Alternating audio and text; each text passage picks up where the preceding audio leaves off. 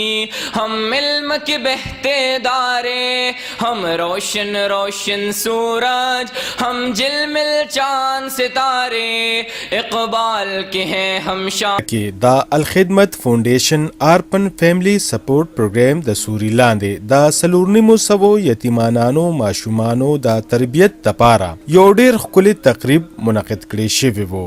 په دې تقریب کې شریکو ماشومانو ته لیکچرار قاری امین جان د مثبت سوچ په موضوع یعنی د مثبت سوچ د فائدو او د منفي سوچ په نقصاناتو باندې خبرې اترې وکړې. په دې تربیتی غونډه کې شریک ماشومانو په مختلف گیمز، پینټینګ، بیډمنټن او نور لوبو کې هم برخه واخیسته.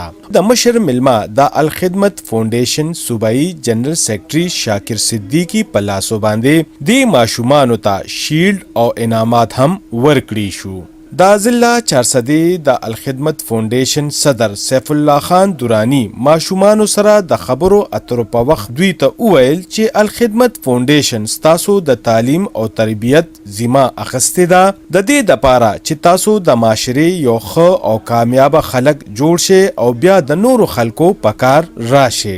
د ضلع چارسدی الخدمت فاونډیشن جنرال سیکرټري امان الحق د دې تقریب حوالې سره وویل چې داسې قسمه تقریبات د دې ماشومانو د ذهني نشونما او تربیت دپاره ډیر زیات ګټور دي.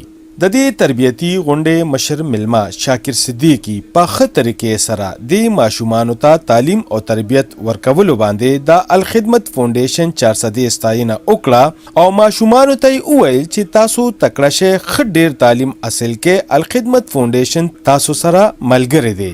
په تعلیمي میدان کې ښه کارکردګۍ باندې ماشومانو ته د انعام په تور باندې د لیپټاپ دپاره او د خپلو تعلیمي هلو ځلو جاري ساتلو دپاره چیکونه هم ورکړي شو.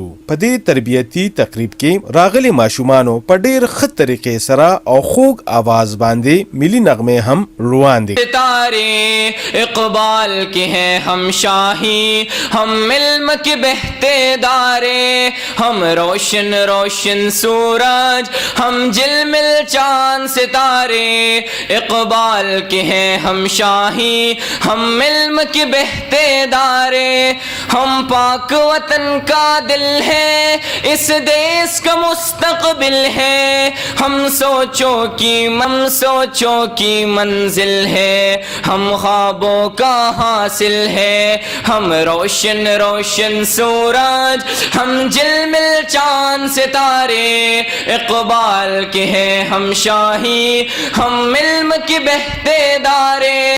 په دې تقریب کې د نور ګڼ شمېر ولسنا علاوه ګلنواز خان افریدي، میاں محسن شاه باچا او محمد شهزاد هم موجود وو.